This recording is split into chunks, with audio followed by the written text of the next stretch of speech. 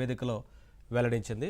ఇదే అంశానికి సంబంధించి ఇవాళ డిబేట్లో మాట్లాడదాం. డిబేట్లో పాల్గొంటున్నారు యువ సామ్రాట్ రవి గారు, వారు సోషల్ యాక్టివిస్ట్, అలాగే అడ్వకేట్ కృష్ణకాంత్ గారు, అలాగే పొట్లూరి త్రిలోక్ గారు, పిక్సెల్ ఆర్ట్ ల్యాబ్స్ సిఇఓ వారు. అందరికీ నమస్కారం అండి, వెల్కమ్. ముందుగా రవి గారు మీతో ప్రారంభిస్తాను.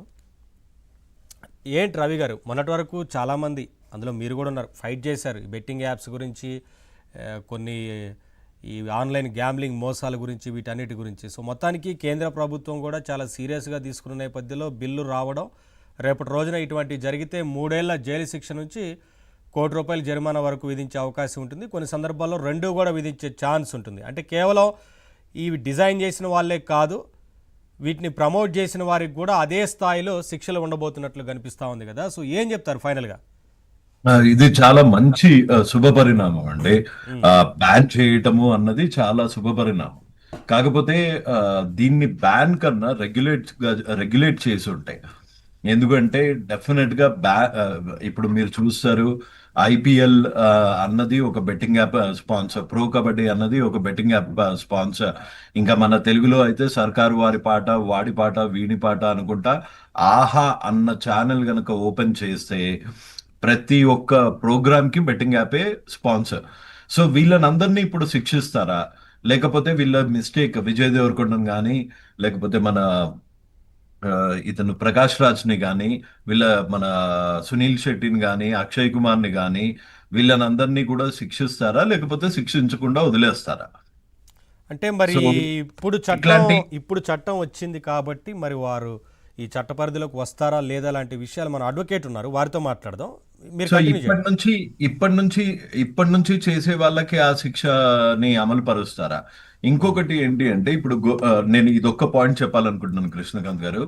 సో మీరు సిసిపిఏ గైడ్ లైన్స్, కృష్ణకాంత్ గారు లాస్ట్ టైం చెప్పినట్టు సిసిపిఏ గైడ్ లైన్స్ లో దీనికి అన్నిటికీ శిక్ష పెట్టారు, జరిమానా మంచి గట్టి జరిమానానే పెట్టారు. కాకపోతే ఈ 100 కోట్లు సంపాదించిన ఈ సెలబ్రిటీస్ కి ₹1 కోటి వరకు జరిమానా అంటే దానికి ఏమన్నా డిఫరెన్స్ ఉంటుందా? వాళ్ళు ఒక్క యాడ్ చేస్తేనే ఎన్నో కోట్లు తీసుకున్నారు. వాళ్ళకి ₹1 కోటి జరిమానా అన్నది పెద్ద శిక్ష అని నేను అనుకోవట్లేదు. ఇంకా ఇంకా ఈ శిక్షను చూస్తే భయపడి ఆగిపోయేటట్లేదు. నిర్వహించే వారికి కూడా ₹1 కోటి వరకే జరిమానా. అంటే అలా లేదు కదా, 3 ఏళ్ల జైలు శిక్ష ఉంది, కొన్ని సందర్భాల్లో 2 పడతాయి కదా సార్. 3 ఏళ్ల జైలు శిక్ష అంటే బెయిలబుల్ అఫెన్స్ అయిపోయిందండి. అది మేము పిల్లో మెన్షన్ చేసింది ఏంటి అంటే, దీనికి 7 ఏళ్ల దాటి శిక్ష కనుక చేస్తే, ఇప్పుడు ఒక అడ్వర్టైజ్మెంట్ వల్ల, ఒక డ్రగ్ వల్ల, ఒక టాబ్లెట్ వల్ల, ఒక కూల్ డ్రింక్ వల్ల కొంతమంది జనాలు చనిపోయారు అనుకోండి, దానికి శిక్ష ఎంత ఉండాలో అంత ఉండాలి. ఇది కొన్ని వందల మంది, వేల మంది, లక్షల మంది, ఒక తెలంగాణలోనే అన్ని వేల మందిని చంపేసిన ఈ బెట్టింగ్ యాప్స్ ని, దీన్ని ప్రమోట్ చేసిన వాళ్ళని, దీన్ని నిర్వహించిన వాళ్ళని అంత తక్కువ శిక్షతో వదిలేస్తున్నారు అన్న బాధ ఒకటి మట్టుకు ఉండిపోయిందండి. అంటే మీకు ఇప్పుడు కంపారిటివ్లీ గతంతో పోల్చినప్పుడు కొంత కేంద్ర ప్రభుత్వం చాలా సీరియస్గా తీసుకుందనేది కనిపిస్తోంది కదా. ఎందుకంటే కంపారిటివ్లీ గతంలో అసలు ఎవరిష్టారాజ్యంగా వారు వ్యవహరించిన తీరు నుంచి ఇవాళ చట్టరూపం దాల్చడం కొంత భయపడేందుకు అవకాశం ఉంటుంది. అలాగే ప్రమోట్ చేసే వాళ్ళలో ఒక భయం వస్తుంది కదా. ప్రమోట్ చేసే వాళ్ళలో ఒక భయం వచ్చినా దీన్ని ఏం చేస్తున్నారు అంటే, దీన్ని రెగ్యులేట్ చేయట్లేదండి. ఏదన్నా ఒక 4 బెట్టింగ్ యాప్స్ కో, లేకపోతే 5 బెట్టింగ్ యాప్స్ కో రెగ్యులేట్ చేస్తే దాన్ని మన ఆధీనంలోకి ఉండొచ్చు, మన చట్టాలకి లోబడి దానికి శిక్షలు, దాన్ని ఈ వ్యసనాన్ని ఆధీనంలో ఉండొచ్చు. ఇప్పుడు గుట్కాని బ్యాన్ చేసేసారు, గుట్కాకు కూడా ఇట్లాంటి శిక్షలే ఉన్నాయి. అట్లా గుట్కా ఎవరు తినట్లేదా అండి రోడ్ల మీద? సో ఈ బెట్టింగ్ యాప్ కూడా అంతే, ఇది ఒక వ్యసనం, ఇది కంటిన్యూ అవుతూనే ఉంటుంది. సో దాన్ని ఇప్పుడు అమెరికాలో కానీ, యూకేలో కానీ అందులో రెగ్యులేట్ చేసినట్టే ఇక్కడ కూడా రెగ్యులేట్ చేసి ఉంటే ఇంకా కొంచెం మంచి రిజల్ట్స్ వచ్చేవి అన్నది ఒక్కటే నా పాయింట్ అండి. అంటే అందులో మీరు చెప్పే దాంట్లో 7 ఏళ్ల వరకు పైబడిన శిక్ష పడేలా ఉండాలి అని అంటారా? అండ్ లిమిటెడ్ బెట్టింగ్ యాప్స్ ఉండాలి. ఒక 4-5 బెట్టింగ్ యాప్స్ ఉండి దాన్ని రెగ్యులేట్ చేయాలి.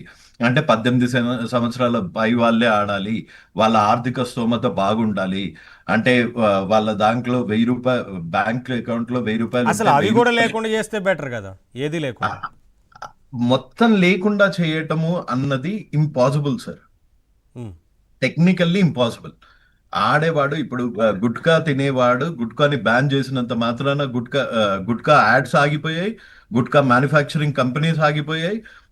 కానీ గుట్కా అన్నది దొరకట్లేదా? మీరు ఏ కిరాణా షాప్ లోకి వెళ్ళినా, ఏ పాన్ షాప్ లోకి అది వెళ్ళినా అది ఇప్పుడు గుట్కా. ఇంకో పేరుతోనే అమ్ముతున్నారు, ఏముంది. సో ఇప్పుడు అంతే, ఆ బెట్టింగ్ యాప్ ని ఇంకోలాగా సరోగేటెడ్ యాడ్స్ లాగా చేస్తారు, సరోగేటెడ్ వెబ్సైట్స్ త్రూ మళ్ళీ పబ్లిక్ కి చేస్తారు. దీని వల్ల ఇంకా డేంజర్, ఎందుకంటే ఇది ఇల్లీగల్ అని తెలిసిన ఏది అదైతే కొంచెం సర్జరికల్ నైఫ్ అయితే, ఇదైతే ఇంకా తుప్పు పట్టిన రస్టెడ్ నైఫ్ అన్నమాట. ఇమీడియట్ గా సెప్టికై చేస్తాడు.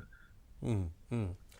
సో అంటే ఇప్పుడు మీరు ఆహ్వానిస్తున్నారా లేదా ఆ విషయం చెప్పండి. ఎంతో ప్రభుత్వం డెఫినెట్ గా ఎంతైనా కమెంట్. ప్రభుత్వం కొంత సీరియస్గా తీసుకుంది, దృష్టికి వెళ్ళింది.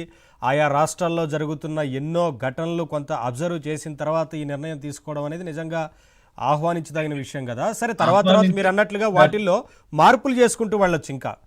ఇన్ని రోజులు బ్యూరోక్రసీకి, ఇన్ని రోజులు జుడిస్ఫిక్షన్స్ కి, ఇన్ని రోజులు పొలిటికల్ సిస్టమ్ కి, ఇన్ని రోజులు పాలకులకి, ఎప్పుడో 2009 నుంచి మొదలైన ఈ బెట్టింగ్ యాప్స్, 2009-14 నుంచి ఉన్న బెట్టింగ్ యాప్స్ 11 ఏళ్ల తర్వాత ఇంతమంది లైఫ్స్ నాశనం అయ్యాక ఒక ఆ, ఆ, ఒక ఒక చట్టం రూపొందిస్తే దానికి క్లాప్స్ కొట్టాలని అనిపించట్లేదు, కానీ ఆనందం అయితే డెఫినెట్ గా ఉందండి.